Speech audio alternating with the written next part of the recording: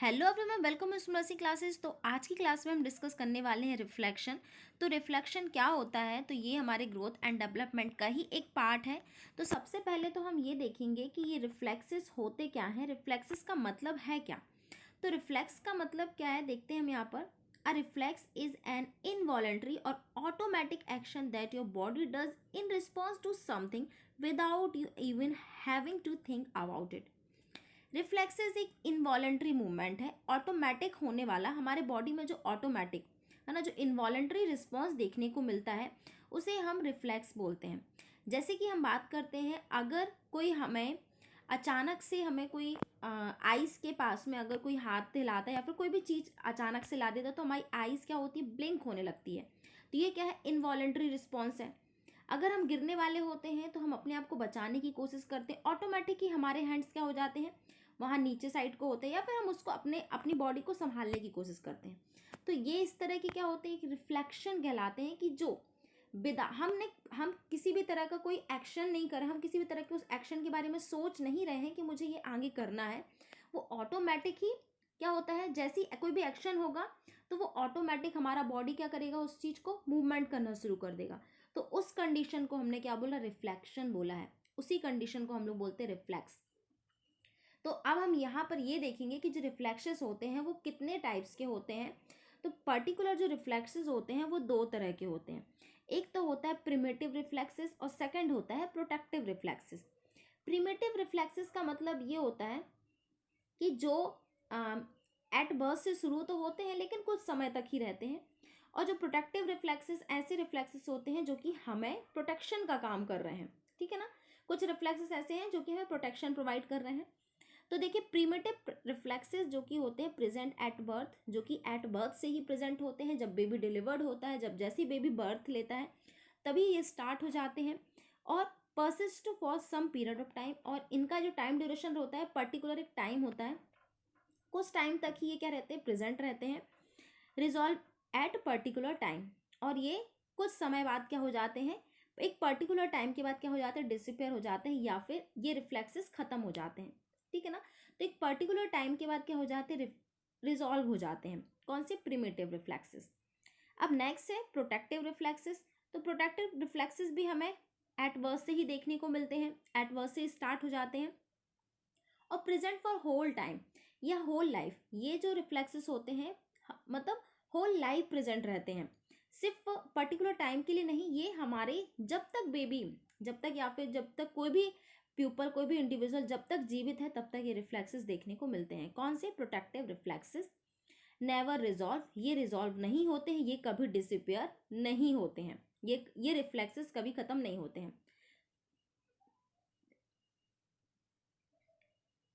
तो अभी हम आगे देखेंगे प्रिमिटिव रिफ्लेक्सेस और प्रोटेक्टिव रिफ्लेक्सेस के अंदर कौन कौन से रिफ्लेक्सेस आते हैं। फर्स्ट है रिफ्लेक्सेस। तो देखिए यहाँ पर हमने देख लिया, फर्स्ट हमने देखेंगे प्रिमिटिव रिफ्लेक्सेस। तो प्रिमिटिव रिफ्लेक्सेस में हमें rooting, palmar, plantar, Babinski, stepping, extrusion, tongue, doll's eye reflexes, glabellar, Moro reflexes. तो कुछ ये रिफ्लेक्सेस हैं जो कि हमारे प्रिमिटिव रिफ्लेक्सेस के अंदर आते हैं। तो फर्स्ट हम देखेंगे रूटिंग रिफ्लेक्स। रूटिंग रिफ्लेक्स क्या होता है, रूटिंग रिफ्लेक्सेस हम किससे कहते हैं।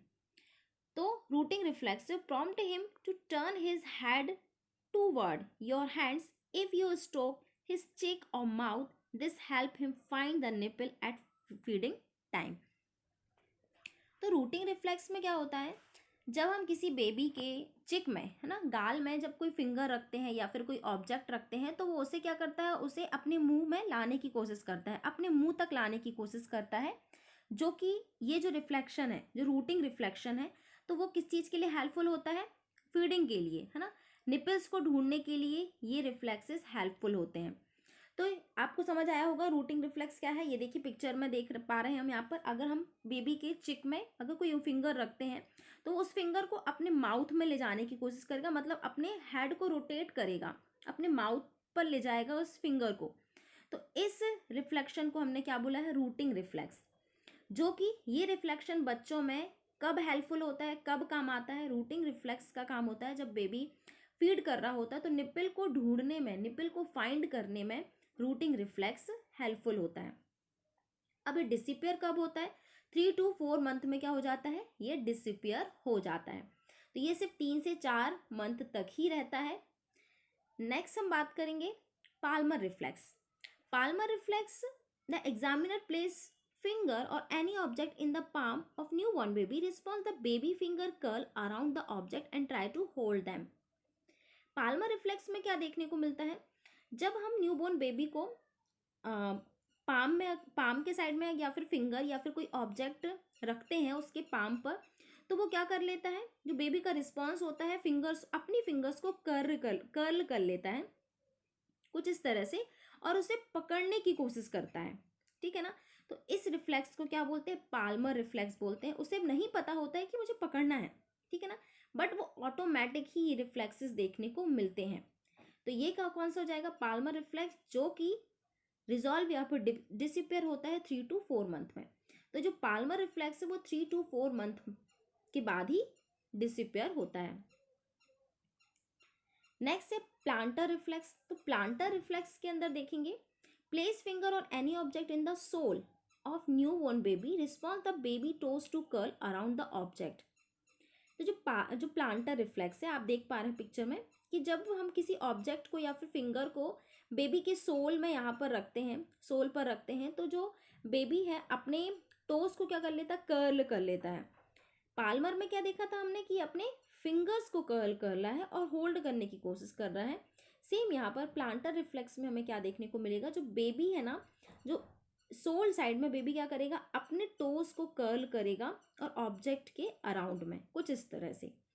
इसे हमने बोला है प्लांटर रिफ्लेक्स, जो कि डिसिपेयर होता है, जो कि 8 मंथ में खत्म हो जाता है। तो ये है प्लांटर रिफ्लेक्स। नेक्स्ट देखेंगे बेवेंस्की रिफ्लेक्स। तो बेवेंस्की रिफ्लेक्स क्या है? Move a sharp object on the lateral aspect of sole from downward to upward and response dorsiflexion of big toe. तो ये बेवेंस्की रिफ्लेक्स में हमें देखने को मिलता है कि जो अगर हम किसी शार्प ऑब्जेक्ट को डाउनवर्ड टू अपवर्ड की तरफ करते हैं, जो हमारा ये सोल वाला एरिया है, बेबी का सोल वाला एरिया है, उस कंडीशन में जो फीट होता है या फिर जो सोल होता है वो क्या होता है? डॉर्सीफ्लेक्शन में जाता है। डॉर्सीफ्लेक्शन आप देख रहे होंगे, कुछ फैनिंग हम इसे बोल सकते हैं, फैनिंग ऑफ टोज भी बोलेंगे, क्योंकि ये क्या करेगा? एक फैन की तरह जो हमारे टोज रहेंगे वो सारे क्या हो जाएंगे? यहाँ पर मूव करेंगे कुछ इस तरह से। तो इसे हमने क्या बोला है? बेवेंस्की रिफ्लेक्शन, या फिर हम इस सिचुएशन को क्या बोल सकते हैं? Fanning of toes. तो फैनिंग ऑफ टोज किस कंडीशन में देखने को मिलता है? बेवेंस्की रिफ्लेक्स में। तो डाउनवर्ड टू अपवर्ड हम जब किसी शार्प ऑब्जेक्ट को मूव करते हैं या फिर खरोचते हैं, हम ये भी बोल सकते हैं जब खरोचते हैं, तो उस समय में जो रिफ्लेक्शन देखने को मिलता है उस रिफ्लेक्शन को हम बोलते हैं बेवेंस्की रिफ्लेक्स, जो कि कब डिसिपेयर होता है? ये 1 साल तक ही रहता है। 1 साल के बाद क्या हो जाता है? ये डिसिपेयर हो जाता है, ये खत्म हो जाता है। तो ये रिफ्लेक्शन सिर्फ 1 साल तक ही देखने को मिलता है। नेक्स्ट है Pinker grass reflex. Pinker grass reflex जो कि 9 to 10 मंथ में देखने को मिलता है। ये हमारे एक फाइन मोटर नर्व के अंदर आ जाएंगे, लेकिन हम यहाँ पर भी देख लेते हैं। तो जो ग्रास्प रिफ्लेक्स है उसमें क्या होता है? The pincer grasp is the ability to hold something between the thumb and first finger. This skill usually develop in babies around 9 to 10 month old. तो ये देखने को मिलता है, इसमें बेबी क्या कर रहा है? ये हम बोल सकते कि थंब और फिंगर की हेल्प से उसे होल्ड करने की कोशिश करता है, होल्ड करता है, जो कि हमें कब देखने को मिलता है? 9 to 10 मंथ में, 9 to 10 मंथ ओल्ड बेबी में देखने को मिलता है। इसमें डिसिपर वाला कोई ऑप्शन नहीं है। नेक्स्ट हम देखेंगे मोरो या फिर स्टार्टर रिफ्लेक्स भी हम इसे बोलते हैं। तो मोरो स्टार्टर रिफ्लेक्स दोनों ही अलग हैं, माइनर सा डिफरेंस देखने को मिलेगा हमें। तो देखेंगे फर्स्टली तो हम देखेंगे ये Moro reflex, a reflex in which there is abduction and adduction of the limb extremities and try a sudden in carried out। तो मोरो रिफ्लेक्स में क्या होगा? इस रिफ्लेक्स में अगर हम किसी बेबी को अचानक से कैरिड आउट कर रहे हैं, जैसे कि हम अचानक से उसको क्या करेंगे? गोद से नीचे एकदम से करेंगे, तो उसमें क्या कुछ इस तरह से हमें देखने को मिलेगा एबडक्शन और एडक्शन। जो उसका हैंड होगा वो क्या करेंगे? एक एबडक्शन और एडक्शन, जो उसकी एक्सट्रीमिटीज है ना, जो लिम्स हैं, वो कौन से यहाँ पर देखने को मिलेगा? एबडक्शन और एडक्शन मतलब मूवमेंट देखने को मिलेगा, और बेबी क्या कर सकता है, यहाँ पर क्राई भी करने लगेगा। तो इस रिफ्लेक्शन को हम बोलते हैं मोरो रिफ्लेक्शन, या फिर इस मूवमेंट को हम बोलते हैं मोरो रिफ्लेक्सिस। और ये रिजॉल्व कब होता है, ये 6 मंथ तक ही रहता है। 6 मंथ के बाद क्या हो जाता है, ये रिजॉल्व हो जाता है या फिर डिसअपियर हो जाता है। अब नेक्स्ट यहाँ पर हम देखेंगे स्टेटल रिफ्लेक्स। तो when a loud sound is produced near the newborn baby, newborn show abduction, adduction and cry। तो स्टेटल रिफ्लेक्स में भी सेम सिचुएशन देखने को मिलेगी। इसमें भी बेबी एबडक्शन, एडक्शन और क्राई करने लगेगा। होता क्या है, ये किस कंडीशन में करेगा, जब बेबी को अचानक से कोई लाउड साउंड सुनाई देता है, अचानक से कोई बहुत ज़्यादा वाला शोर सुनाई देता है, तो बच्चा क्या हो जाएगा, बच्चों का जो मूवमेंट देखने को मिलेगा एबडक्शन और एडक्शन, आप यहाँ पर देख सकते हैं पिक्चर की हेल्प से। तो एबडक्शन, एडक्शन और बेबी क्या करने लगेगा, क्राई भी करने लगेगा। तो स्टेटल रिफ्लेक्शन में हमने क्या देखा कि जब बेबी ज़्यादा साउंड उसको सुनाई देता है, जब बहुत ज़्यादा तेज साउंड सुनाई देता है, लाउड साउंड सुनाई देता है, तो उस कंडीशन में ये रिफ्लेक्सिस देखने को मिलता है। इसे बोलते हैं स्टार्टल रिफ्लेक्सिस। और इसके पहले हमने देखा मोरो रिफ्लेक्सिस। इस सिचुएशन में अगर हम बेबी को सडन कैरिड आउट करते हैं, अचानक से उसे झटके से उठाते हैं या फिर नीचे साइड को करते हैं, तो उस कंडीशन में क्या होगा, मोरो रिफ्लेक्स देखने को मिलेगा। नेक्स्ट है टॉनिक रिफ्लेक्स। तो टॉनिक रिफ्लेक्स में हमें देखने को मिलेगा a reflex in which there is extension of extremities at the side where neck is turned and opposite side in flexed, resolve या फिर disappear 3 to 4 month। तो टॉनिक रिफ्लेक्स में हमें क्या देखने को मिलेगा, जिस साइड आप देख पा रहे हैं कि जिस साइड बेबी का नेक है, उस साइड में जो बेबी के जो एक्सट्रीमिटीज हैं, जो लिम्ब वाला एरिया है, वो क्या है, एक्सटेंशन देखने को मिल रहा है। वहां पर क्या देखने को मिल रहा है, एक्सटेंशन देखने को मिल रहा है। हैंड्स क्या है, बाहर साइड को है। और अपोजिट साइड में क्या देखने को मिल रहा है, बेबी का जो हैंड है वो क्या है, फ्लैक्स्ड है। ठीक है ना, तो ये क्या है, अपोजिट में जो है वो फ्लैक्स्ड है। तो इस टॉनिक रिफ्लेक्स में क्या देखने को मिलेगा, a reflex in which there is extension of extremities at the side where neck is turn. तो बेबी जब नेक को टर्न करेगा, जिस साइड बेबी नेक को टर्न करेगा, उस साइड क्या रहेगा, उसके जो लिम्स रहेंगे, जो एक्सट्रीमिटीज रहेंगे, वो एक्सटेंशन पोजीशन में देखने को मिलेंगे। और उस नेक के अपोजिट, ठीक है ना, तो नेक के अपोजिट साइड में जो उसका हैंड देखने को मिल रहा है आपको, जो एक्सट्रीमिटीज होंगे वो क्या रहेंगे, फ्लैक्स्ड रहेंगे। तो इस कंडीशन को हमने बोला है टॉनिक रिफ्लेक्सिस। नेक्स्ट है स्लीपिंग एंड डांसिंग रिफ्लेक्सिस। अब स्लीपिंग डांसिंग रिफ्लेक्सिस क्या होगा, when hold newborn on surface in standing position, move step forward, dance like movement, resolve 1 to 4 month।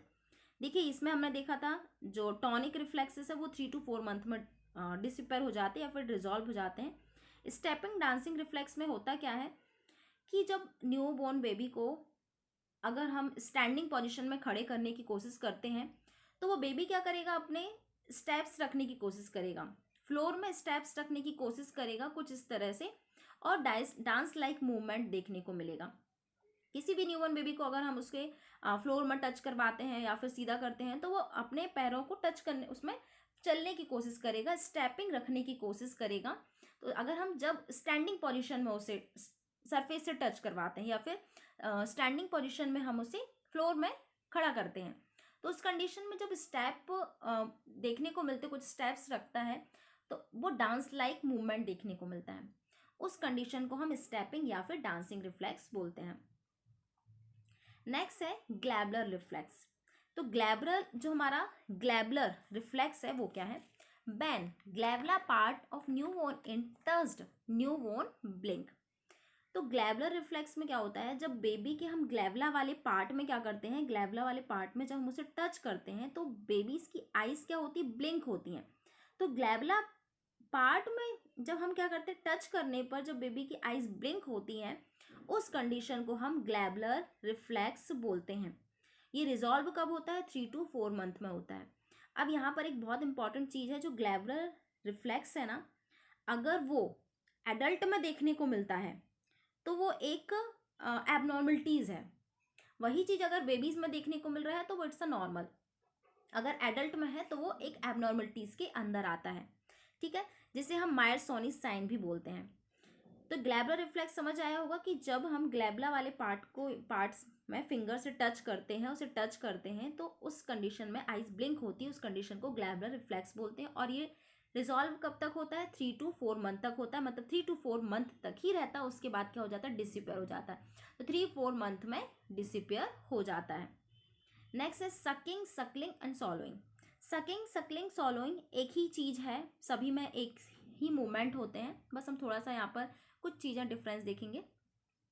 When anything put into the mouth of newborn start to suck reflex help in breastfeeding, resolve 3 to 4 month।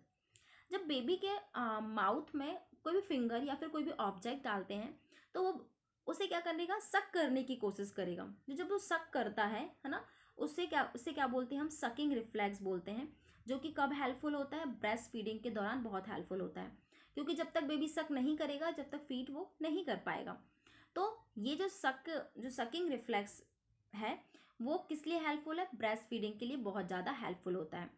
और Suckling में क्या होगा? Suckling में just छोटा सा हम यहाँ पर देखेंगे, जब बेबी का माउथ फिल हो जाता है फीडिंग के टाइम पर, जब बेबी का माउथ फिल हो जाता है देन उसके बाद क्या करता है? वो सॉलोइंग करता है, ठीक है ना।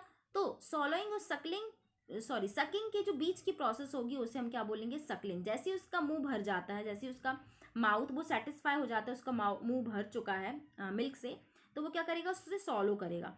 तो उस प्रोसेस उसको क्या बोलेंगे? हम सकलिंग बोलेंगे। और सकिंग तो आप जानते हैं कि जब क्या करेगा, जो बेबी है अपने माउथ में फिंगर को या फिर निपल को या फिर अगर वाटर बॉटल की बात करें तो उसे क्या करेगा? सक करेगा। तो इस रिफ्लेक्स को क्या बोलते हैं? सकिंग रिफ्लेक्सेस बोलते हैं। और ये रिजॉल्व कब होता है? ये 3 to 4 मंथ में डिसिपियर हो जाता है। नेक्स्ट है प्रोटेक्टिव रिफ्लेक्स। अब प्रोटेक्टिव रिफ्लेक्स में कौन से रिफ्लेक्सेस होते हैं? प्रोटेक्टिव रिफ्लेक्सेस का मतलब होता है कि एक तरह से प्रोटेक्शन प्रोवाइड करते हैं, लाइक ब्लिंकिंग रिफ्लेक्स हो गया, स्नीजिंग, कफिंग, गैगिंग, स्वेलिंग, शॉलोइंग, ये शॉलोइंग है, स्पेलिंग मिस्टेक हो गई, corneal, parachute and vomiting reflex. तो जो कॉर्नियल रिफ्लेक्स है वो ब्लिंकिंग रिफ्लेक्स दोनों एक ही चीज होती है, क्योंकि दोनों में सेम ही काम होता है। फर्स्ट देखेंगे ब्लिंकिंग रिफ्लेक्स। ब्लिंकिंग रिफ्लेक्स में हम ये कॉर्नियल रिफ्लेक्स भी हम इसे बोल सकते हैं। Blinking the eyes when they are touched और when a sudden bright light appear. तो ब्लिंक आईज कब होती है? अगर सडनली कोई आईज होती है। देखिए यहाँ पर हमें ये देखने को मिलता है, जो प्रोटेक्टिव रिफ्लेक्स है ना, ये डिसिपियर नहीं होते हैं, जन्म से लेकर लाइफ टाइम तक ये रिफ्लेक्सेस देखने को मिलते हैं। अगर हमारे आइस के पास कुछ भी चीज अचानक से आती तो हमारी आइस क्या होंगी? ब्लिंक होगी। तो ये जो ब्लिंकिंग वाला जो रिफ्लेक्शन है वो परमानेंट ही देखने को मिलता है, सभी में देखने को मिलेगा, वो डिसिपियर नहीं होता है, उसका कोई पर्टिकुलर टाइम ड्यूरेशन नहीं होता है। और जैसे कि कोई सडन बहुत ज़्यादा तेज लाइट आ जाती है, उस दौरान भी हमारी आइस क्या होती है? ब्लिंक होती हैं। वैसे ही यहाँ पर इसमें भी कॉर्नियल रिफ्लेक्सेस भी देखने को मिलता है। तो ये हो जाता है हमारा blinking and corneal reflexes. Sneezing reflex, ये भी प्रोटेक्टिव रिफ्लेक्स है। Sneezing provide a protection to upper respiratory tract. जो स्नीजिंग रिफ्लेक्सेस है ये क्या करता है? हमारे अपर रेस्पिरेटरी ट्रैक्ट को क्या करता है? प्रोटेक्ट करता है। कैसे? जैसे ही अगर हमारे नोज से जब कोई भी डस्ट चली जाती है या फिर अचानक से हम किसी अनदर इन्वायरमेंट में जाते हैं तो हमें स्नीजिंग होती है, मतलब बहुत ज़्यादा छींक आती है। छींक क्या है? एक तरह से रिफ्लेक्शन देखने को मिलता है जो कि प्रोटेक्शन प्रोवाइड कर रहा है हमारे अपर रेस्पिरेटरी को। कैसे? जैसे ही कोई फॉरेन पार्टिकल्स नोज से हमारे अपर रेस्पिरेटरी में जाते हैं तो वो रिफ्लेक्सेस देखने को मिलता है, छींक आ जाती है। तो जो भी फॉरेन पार्टिकल्स हमारे नोज तक गए हैं तो वो क्या हो जाते हैं? स्नीज के हेल्प से बाहर निकल जाते हैं। तो ये एक तरह से क्या है? प्रोटेक्टिव रिफ्लेक्सेस है, जो कि स्नीजिंग के हेल्प से जो भी फॉरेन पार्टिकल्स है, जो भी बैक्टीरिया जो भी गया है, वो स्नीज छींक से क्या हो रहा है? बाहर निकल रहा है। तो इसे बोलते हैं स्नीजिंग रिफ्लेक्सेस, जो मतलब बर्थ से लेके परमानेंट ही देखने को मिलता है। नेक्स्ट है गैग रिफ्लेक्स। अब गैग रिफ्लेक्स क्या? Gagging is a normal for babies as they learn to eat solid whenever they are spooned feed or you're doing baby led weaning 9 to 12 month. ये gagging reflex में देखिए, gag reflex भी सभी में देखने को मिलता है। ये बेबी में जो देखने को मिलता है 9 से 12 मंथ में शुरू होता है, यहाँ पर डिसिपियर नहीं बोला है। 9 to 12 मंथ में क्या हो जाता है? ये स्टार्ट करता है बेबी फीड करना, तो उस दौरान गैगिंग रिफ्लेक्स देखने को मिलता है। गैगिंग रिफ्लेक्स में क्या होता है कि जब बेबी ईट करना जब सीखता है तो वो क्या करता है, गैग करता है। तो ये गैग वाला जो रिफ्लेक्शन है उसे क्या बोलेंगे हम, जो कि परमानेंट रहेगा। गैग फॉर एग्जांपल हम बात करते हैं, जैसे कि अगर हम फिंगर्स से अपने मुंह में अचानक बहुत अंदर कुछ डालेंगे तो हमें एक ऐसा लगेगा कि हम वोमिट कर दें, है ना। तो उस रिफ्लेक्शंस को क्या बोलते हैं, गैग रिफ्लेक्स बोलते हैं। फॉर एग्जांपल अगर बच्चा कोई बहुत ज़्यादा कुछ खा लेता है, बहुत ज़्यादा मुंह में उसके भर जाता है और वो सॉलो नहीं कर पा रहा है, ठीक है ना, तो क्योंकि बहुत ज़्यादा उसने माउथ में लेके रख लिया, तो उस कंडीशन में एक रिफ्लेक्स देखने को मिलेगा, गैग। बेबी क्या करेगा, अपने आप उसे मुंह से बाहर निकालेगा, है ना। एक उसे वोमिट तो नहीं बोलेंगे, बट वो जो बाहर निकालेगा ना, उस सिचुएशन को हम क्या बोलेंगे, गैग रिफ्लेक्स, ठीक है ना। जो कि हमारे ये ना ही सॉलोइंग के अंदर आएगा और ना ही इसमें हम बोल सकते हैं कि गुटक रहा है या कुछ भी। इसमें क्या कर गैग रिफ्लेक्स देखने को मिलेगा कि अगर हम पर्टिकुलर कोई ऑब्जेक्ट को या फिर बच्चे जैसे फॉर एग्जांपल स्पून को अगर अपने मुंह में ले जाएगा तो उसको एक उबाक टाइप से आएगी, तो वो ऑटोमेटिक क्या करेगा, बाहर अलग कर देगा। तो इसे क्या बोलेंगे, गैग रिफ्लेक्स।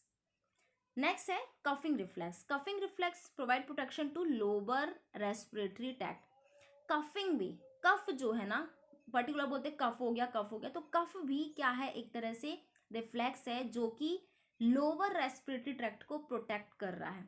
कैसे, कफ के हेल्प से, जो कफ होता है, कफ के हेल्प से बाहर सारे जो भी हमारे जो भी फॉरेन पार्टिकल्स जो भी हमारे लोअर रेस्पिरेटरी तक पहुंच गए हैं, जो भी हमारे ब्रोंकाई ब्रोंकस तक पहुंच गए हैं, उसे बाहर निकालने में कफ के हेल्प से वो जो भी फॉरेन पार्टिकल्स हैं वो क्या होते हैं, बाहर निकलते हैं, जिससे हमारा लोअर रेस्पिरेटरी ट्रैक्ट क्या होता है, बचता है, उसे प्रोटेक्शन मिलता है। तो ये कफिंग रिफ्लेक्स भी क्या है, एक प्रोटेक्टिव रिफ्लेक्शन के अंदर आता है। नेक्स्ट हम देखेंगे पैरासूट रिफ्लेक्स। आप पिक्चर में देख पा रहे होंगे पैरासूट रिफ्लेक्स, ये भी परमानेंट है। The parachute reflex is a protective response in infant that typically develop between 5 to 9 months of age, helping them brace for a fall by extending their arms. ये कब हो जाता है, 5 to 9 मंथ में develop होता है parachute reflex. ये at birth में नहीं होता है, 5 to 9 मंथ में देखने स्टार्ट हो जाता है। जैसे ही अगर बच्चा गिरने वाला होता है, उसे फील होने लगता है कि मैं गिरने वाला हूँ, तो वो अपने दोनों हैंड्स को क्या करता है, एक्सटेंड कर लेता है, दोनों आर्म्स को क्या कर लेता है, एक्सटेंड कर लेता है। वो अपने एक तरह से बोल सकते हैं कि पैरासूट की तरह अपने हाथों को खोल लेता है, जिससे कि वो बच जाएगा। तो वो ऑटोमेटिक ये भी हमें देखने को मिलता है, इसे हम बोलेंगे पैरासूट रिफ्लेक्स। अब प्रोटेक्शन कर रहा है, ठीक है ना, हैंड से क्या कर रहा है, प्रोटेक्शन देखने को मिल रहा है। ये हो जाता है हमारा पैरासूट रिफ्लेक्स। एक एक्स्ट्रा हमें देखते हो प्यूपिलरी रिफ्लेक्सेस, ये भी हमारे ब्लिंकिंग के अंदर समथिंग हो जाएगा, क्योंकि जब हमारी ब्राइट आइज होती है इसमें प्यूपल डायलेट होता है, और जब डिम लाइट होती है तो प्यूपल कॉन्ट्रैक्शन देखने को मिलता है। तो ये कुछ हमारे रिफ्लेक्सेस थे जो कि इम्पॉर्टेंट है। तो यहाँ पर आप देख लीजिएगा कि जो भी हमारे परमानेंट या फिर प्रोटेक्टिव रिफ्लेक्सेस हैं, और कुछ हमारे ऐसे हैं जो कि एक एज के बाद के हो जाते हैं, डिसअपीयर हो जाते हैं। तो आज की क्लास में इतना ही। आई होप कि आपके लिए क्लास हेल्पफुल होगी। So thank you so much for watching a videos. अगर कोई भी आपको डाउट होता है तो आप इसमें कमेंट ड्रॉप कर सकते हैं।